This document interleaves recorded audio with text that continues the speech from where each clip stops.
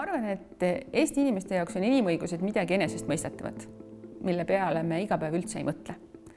Aga me aeg-ajalt jällegi siis ühiskonnas lahvatavad kriisid, kus tegelikult need teemad kerkivad üles.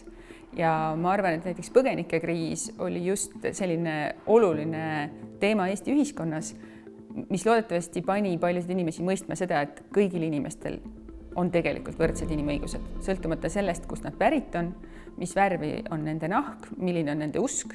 Ja sellepärast mul on väga hea meel, et Eesti Inimõiguste Keskus on olemas, et ta tegutseb, et ta ühelt poolt aitab inimestel mõista probleeme, aga teiselt poolt on ta oluline partner riigile.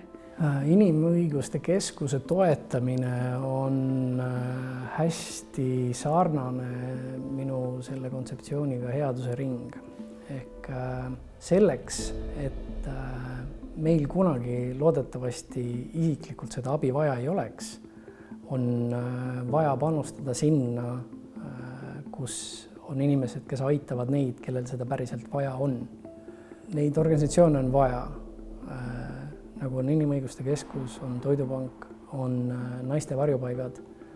Nad kõik on elulise tähtsusega teatud inimestele, kes seda tol hetkel vajavad. Selleks, et need organisatsioonid saaksid toimetada, on vaja omakorda neid toetada. Ehk me peame aitama aidata.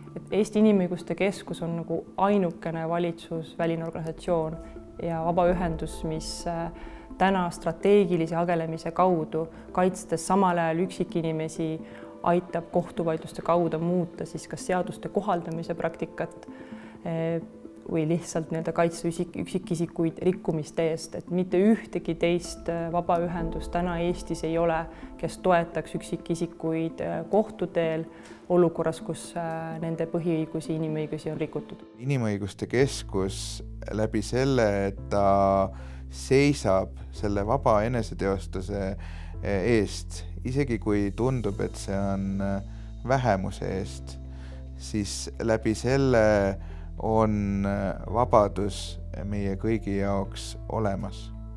Et kui Inimõiguste Keskus ei saaks oma tööd enam teha, siis mõnda aega läheb see vanker ilusti edasi, aga siis ootamatult võime me avastada, et me ei saa enam sama vabalt ühiskonnas toimetada. Igaüks meist. Me ei elaks vabas riigiski, kui meil neid õigusid ei oleks. See on nagu kommikausiga, et seni kaua, kuni sul ees on, seni sa ei oska sellest puudust tunda.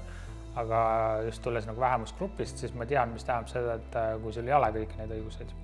Et ma püüan panustada ka isiklikult, sest igatepidi, kuidas mul võimalik on sinna üks asi regulaarsete rahaliste annetustega, mis tiksuvad juba vist päris mitmed aastad mul automaatselt. Teist küljest proovin nii oma aega kui teadmisi panustada. Inimõiguste Keskus on teinud ja teeb väga palju tööd selle nimel, et meil kõigil oleks toredam, parem ja inimväärikam elu. Iga LGBT+ temaatiline üritus, iga inimõiguste temaatiline üritus, iga strateegilise hagelemise kohtucase ja kõik muu ikkagi tasapisi viib meid selles suunas, et meie ühiskond muutub avatumaks, meie inimesed saavad aru, euroopalikud väärtused ei ole ainult heaolu ja head sotsiaaltoetused, vaid euroopalikud väärtused on väga paljuski ka teiste inimestega arvestamine. Meie võimalus sellele tööle kaasa aidata on teha igakuine püsiannetus.